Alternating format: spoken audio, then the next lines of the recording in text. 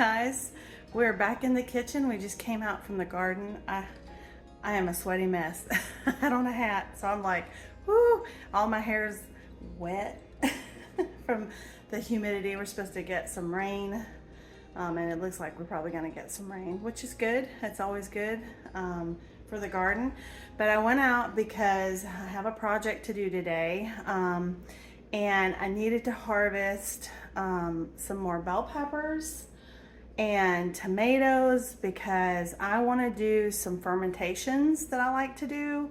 One of them is going to be a fermented salsa, and the other one is going to be fermented jalapenos. So I know I'm going to end up with some. I'm wanting to try to do, I don't think I have enough yet, but I'm wanting to kind of do a hot pepper sauce. And I haven't decided if I want to ferment it or if I want to just refrigerate it, like cook it and that way. I haven't decided yet. But I'm collecting those. This is my basket I just got of hot peppers. These are all hot out of my front garden. And then if we come over here, these are all my, well, the majority are mild peppers. I had a few seeds that popped up being hot in my banana peppers, and I did all my own peppers. I didn't buy any pepper plants. So all of these were, well, I take that back. I did buy 2 red Marconis, and I know where they're at in the back garden. But these were banana peppers. I did all those myself. And the only reason I ended up buying the 2 red Marconis were because mine that I did not do well. They didn't germinate well. And it was older seed I had. So I went ahead, I saw some, and I bought 2 of those, and I know the bed they're in. And so these are specifically banana peppers, and I grew them, and I only grew mild banana peppers. Are sweet, and these are hot. We've all found out the hard way. So the other thing I went and I picked are I think these are it for the regular tomatoes, and these don't even look great, but a lot of them are just gone. I threw a bunch to the chickens and they're just spent. But I already had picked, I got this red bell. That's a beautiful one I grew. Jalapenos. These are the banana peppers. I've got some of my garlic. I have a couple tomatoes in the window as well. But I didn't have enough to do the fermented salsa, so I went to get some more. This will be, I have a few reds, but most of them are the lemon boys, which we like, so that's okay. And if you can see, I'm so proud. There's my fruit bowl. And 1 lone zucchini. I have cleared everything else out. I have finished.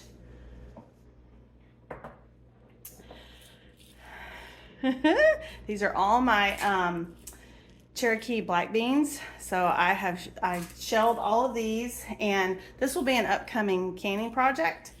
And we will seed save from some of these. I still have some drying out there, and that'll just be, I could do more canning with those or more seed saving. It'll depend. But I had one packet of those that I got from My Gardener. I think it might have had 20 seeds in it, and I got that whole jar, plus what's still growing, plus jarred green beans that I picked early and canned early in the season. So I got all of that. I did eat a few of these. We're getting muscadines. So they're really good. Some of them are still not quite ready, which I'm kind of surprised. I thought they would all be ready because the wild ones are almost gone. The birds have just about taken them over. And then I harvested my first of the season pumpkin. So that was what was exciting going on in the garden. So today I'm gonna show you how. I have some past videos on how you can ferment. You can do green tomatoes, you can do anything you want. But we're gonna do some just jalapeno peppers. I do de-seed mine. Um, we're going to do a mixed pepper, and then we're going to do a salsa. And these are all going to be fermentations. These will take roughly somewhere between I'll say 3 to 5 days, typically this time of year, depending on how cool you keep your house. And your preference. You're gonna have to taste it to see how sour you like it.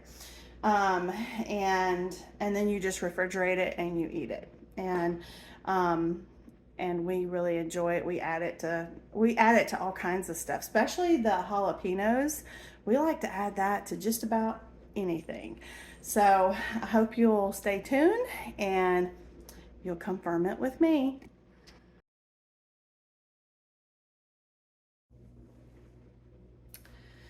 Okay, guys, so we're going to start on our first project, which is this. This is a half a gallon jar, and we're going to make our brine. And so I have 4 cups of distilled water.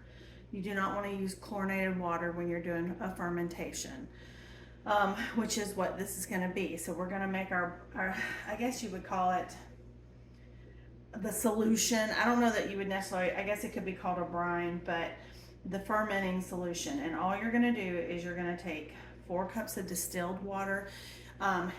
You could use a Berkey if you have the fluoride. I have the fluoride filter where it filters it out.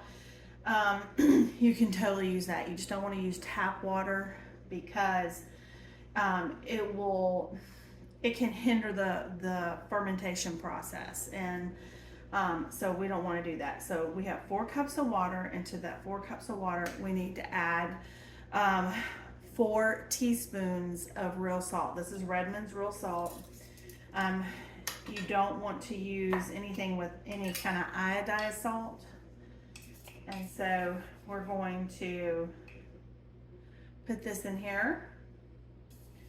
And it's not boiling, but it is warm. I warmed it in my microwave so that I could dissolve my salt. And then I have a little whisk. And I'm just gonna whisk that up. And I'm gonna set this to the side because I'm gonna have plenty to keep me busy as I have to cut up. So we'll set this over here.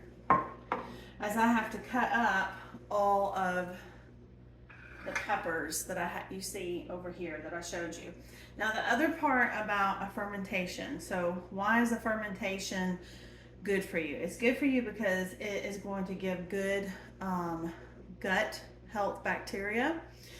And if you want it to be great gut health bacteria, you want to make sure that you're adding in another element to this so that you're going to also get that prebiotic. It's not just the probiotic, it's the prebiotic. And this is going to cause a symbiotic relationship with a pre and a probiotic. That is the best thing you can do because you can put probiotic after probiotic after probiotic in your body. But if you're not feeding those probiotics, they're not doing their optimal job. And so you may say, well, okay, well, how can I do that? How can I take peppers in this solution that you just showed me how to make? Well, you can do it with garlic. Garlic is a natural prebiotic. So are onions. You could use onions in here. So adding those kind of components are going to give you a better end result product for great gut health. And so I also feel like in my experience, I think it speeds up the fermentation process. I'm not a scientist, so I don't know how to prove that per se. I mean, I'm sure I could do some kind of experiment or whatever, but I'm just saying in my observation in my kitchen, when I have added garlic versus not, it tends to just speed it along a little bit faster. So we also really like the flavor it adds. So I have that there. That's one of my homegrown. I have these weights. That's why I'm using wide mouth jars. You don't have to have weights. A lot of people will use, I've seen people use rocks in Ziploc bags. I've actually used to do like marbles in Ziploc bags, and I would put that before I got weights. I also have the little nipple things for burping your fermentation. You don't have to have that either. You can literally use one of these with a coffee filter or a cheesecloth. You can actually use it with the lid, but you will have to unscrew the lid because gases will build up and you have to burp it. These make it easy because they'll burp themselves. And if I forget, it's not gonna make a big mess in my kitchen. So that's essentially what I have here. So I have a couple things that make it a little easier. Again, you don't have to. I can link these, and I got these off Amazon. I saw other people had them, and they are helpful. And I like these. I used to have these other weights that did not have where you could pick it up. It was just like a hockey puck of glass, and they were awful because I couldn't get them out of my jar. So this one actually has like a little, you can pick it up, and I like these better. I don't like the ones that are just, they look like this all the way, like there's nothing to grab onto. All right, so what I'm gonna do now is I'm gonna start chopping up my peppers. You are going, if you're using hot peppers, you need to use some disposable gloves. Do not touch your face because you could really burn your eyes and skin. Honestly, I've done it before where I was chopping a lot of jalapenos. I didn't wear gloves, and I actually got burns on my hands.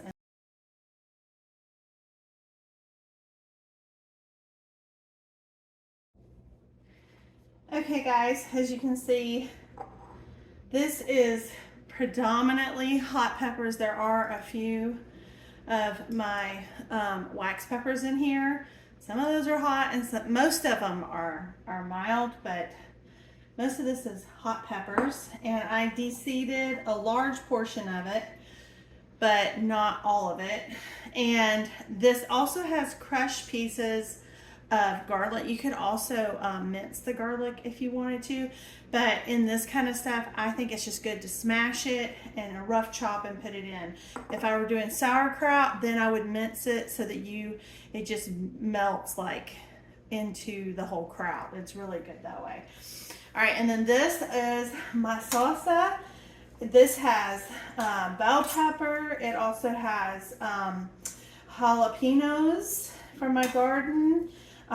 Onion. Now the cilantro is not from my garden. I bought some for our fajita thing we did, and this was the excess because I knew I was going to do this because it's just too hot here still. I'm fixing to plant some more cilantro for our fall harvest. Cilantro is really good for you, by the way. You can juice it with some parsley, a little lemon juice. If you need to put some sweetener, you could put a little stevia or a little bit of honey. And oh my word, that is such a great cocktail for you. And it's great for inflammation. All right, and then this has my tomatoes. So I've diced those up.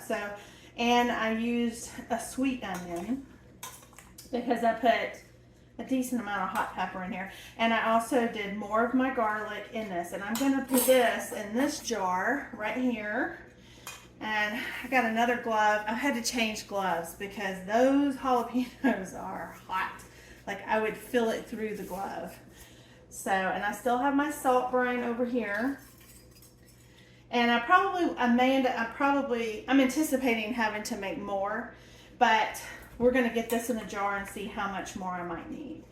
So we're just gonna start scooping this in.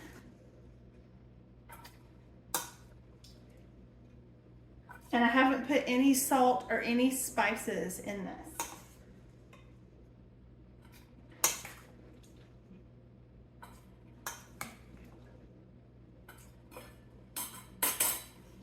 Now you could, if you wanted to, after the fact, you could put some, like when you get ready to serve it, you could totally add a little lime juice and that would be really tasty. But you don't have to have it. You also, if you have apple cider vinegar and you want to make this with the mother and you want to make this go a little faster, you can put a splash of it into your ferment, and it will get the fermentation going because it has the mother in it. So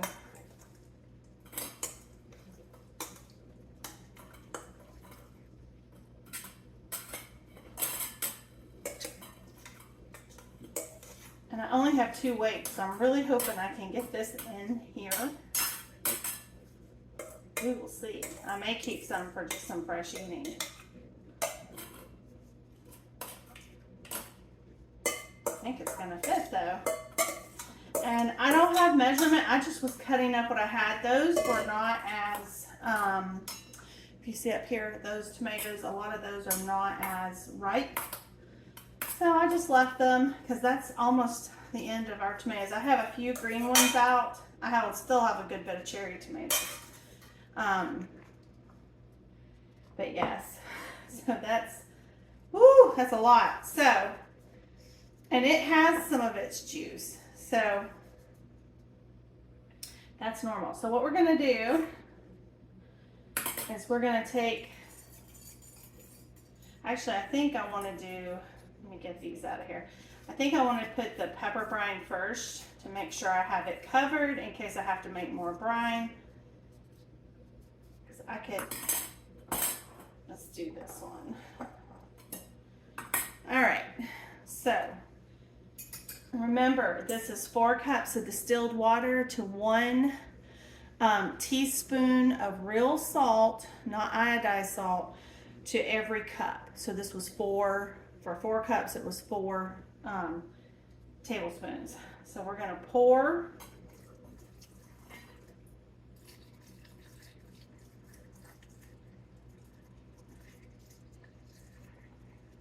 Yeah, I have to make more brine, and that's fine. So we've got this. So now what we're going to do is we're going to take our weight, because you want this under the brine. You don't want to grow mold. And you're going to press down. All right, and then we're going to take our little, this, if you don't have this, you could use a coffee filter, cheesecloth. You can actually use one of these, but you got to burp it. So you have to remember to burp it or it will build up pressure. And yeah, and so every now and then you'll see this get kind of, and I just pinch it and it pulls the air out. But within about 24 hours, you should start seeing little bubbles rolling up. And that's how you know the yeast, catching the yeast, and the fermentation process is taking hold. I'm going to go ahead and make another batch. I think I'm going to do, I don't know, maybe, I mean, I still have some peppers I could cut up. I just don't know that I want to do it. I think I'm going to make another batch, and but I know I'm not going to need the full 4 cups because I can already see on the tomatoes are making some liquid. So one of the things I'm going to do in this one is I am going to put a splash of my apple cider vinegar, since that's not going to have the full brine, and this has the mother in it, so I'll just know that it has enough. I'm not going to put a lot, just a little splash there. So I think I'm going to do I'll do 3 cups and 3 teaspoons of salt. So let me get that ready and we'll be right back. All right guys, so I've got 3 cups here. This got a little hot, but what I'm going to do is add, I didn't do quite, it's about 2.5 cups. I'm going to add some ice after I dissolve the salt. So this is the salt. That's a teaspoon. So we're going to do 1, 2, 3. And then I'm going to get that kind of incorporated. And then I'm just gonna get a couple ice cubes to put it to cool it down, because you don't want to cook this.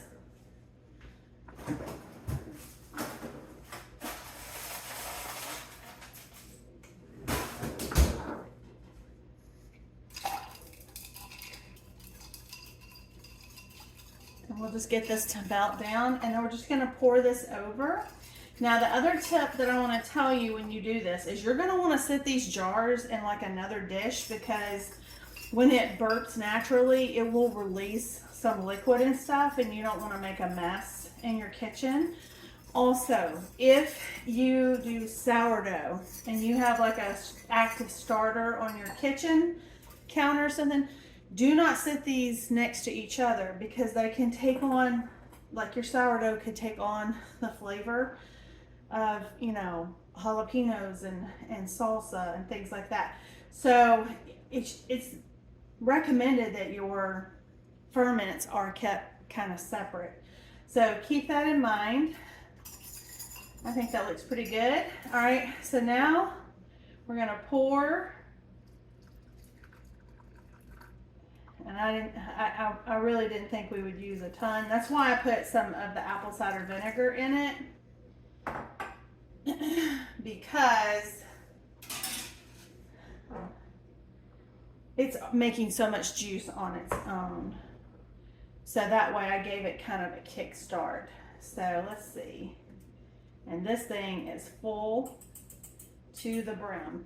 Now I will tell you, at about 3 days, you're going to want to start tasting this, because depending on your sourness that you like, that your family likes, if you have kids eating this or whatnot, that's going to matter. And you have to figure that out. We have figured out with like kraut, particularly when I mince in the garlic, so I have that symbiotic relationship for my gut health, meaning it has a prebiotic and the probiotic. Those two work together to have a complete part of nutrition that our guts need. They need both. They can't just deal with one. They need both. You got to feed the one so that you get the benefit. And we have found that we like our kraut at about a month of sitting out. For a lot of people, that would be extremely sour, and they wouldn't like that. And so we have found these, the salsa usually is about 5 days max. The peppers, depending on how hot they are, we might let them go as much as maybe 7 days, but we watch it, we taste it. And honestly, this can change from year to year, because if you have a really hot batch of peppers, you know, that you've put in or whatnot, but they will get kind of cloudy. But just like the peppers, you should start to see in the next 24 hours to 36 hours, you'll start seeing little bubbles coming up the sides. Now, I also have half-gallon size amber jars, and I really like fermenting in those. I think it goes a little bit quicker in those, because not as much light gets in, but it is hard to see the bubbles. And so if something's going wrong, it's harder to see. So I've chosen to use these, and I've been saving the amber glass more for my kraut. I have a huge crock that I use, but then I can put it in the amber jars and put it in the fridge, and it seems to do better and last longer. So anyway, thank you for starting out with me in the garden. I still have a lot of peppers over here, and I don't want to dehydrate my hot peppers. I do like dehydrating bell peppers. So I think my bells, I will probably dehydrate. And I'm thinking the hot peppers, I'm thinking I may just slice up and freeze. I have done very little that I have put in my freezer this year. I have been canning it, dehydrating it. I am really proud. A friend of mine came over last night. We were walking in my garden, and she's like, I have so many tomatoes in my freezer. And I'm like, this is the first year that this is it. This is there's none in my freezer. I have kept up on my canning, and having that Nesco canner that I can do those small batches, or have it going with a water bath canner for the different types of things that I would do with my tomatoes. Like if I were making a vegetable soup, then I needed to pressure can that. But if I was doing, you know, just tomatoes, I could water bath. It was just such a game changer for me. I am so thankful for it. I'm going to be really thankful for it because when we were walking through the garden, we took a little peek and we can see sweet potatoes coming out of the ground. And so I think we're going to have a nice sweet potato harvest, fingers crossed. So I will link the ratio that I use to ferment vegetables. And I will link these little things here, but again, you don't have to use them for a long time. I just use these, and I would burp them. Sometimes I'd forget. This works pretty good with cheesecloth. The only thing I remember with these kinds of things, if you use cheesecloth, you have to be careful of like fruit flies, things like that. Just FYI. However, we're getting closer that season will be past us. And like I said, it will not be unusual to have some cloudiness and stuff like that will come into your jar. And I hope you will enjoy this. These are so good. They're so good for you. And it's just another great skill to learn is how to ferment. You can ferment beets, you can ferment carrots. I mean, you can garlic, you can ferment all kinds of things. And this is like kind of old school. This is how they would preserve a lot of their stuff, so that they had this kind of nutrition throughout the year when they went into winter and it was cold and before everything would start growing again. So it's another way to do it. And it's a good reason to plant you some cabbages so that you can get a fall harvest of cabbage and you can make you some kraut. And let me just say, if you're like, I hate kraut, I was right there with you until I made my own. When I made my own, I had only had stuff in a can or a jar in the grocery store or even in the deli section, and I didn't like it. I've never liked those. They don't taste good to me. But when I made my own, and not only that, you can change up your flavor profiles. You can add different spices to it. It's a totally different product, and those actually are very healthy for you. So anyway, I hope you found value in this. If you have any questions, I mean, I don't know everything. I just know what I do. But I know enough, you know, so if you have questions, please let me know down below. I'll do my best. If I don't know, I'll try to find out, or I'll let you know. I don't know. If you have a favorite thing that you ferment, let us know. I haven't done a lot of fruit fermentations. I've seen a couple who ferment like blueberries and some different things like that. So if you've done something like that, let me know. I'd be interested to hear about that. But anyway, thank you so much for being here. I hope you have a fantastic day, and I'll see you next time. Bye.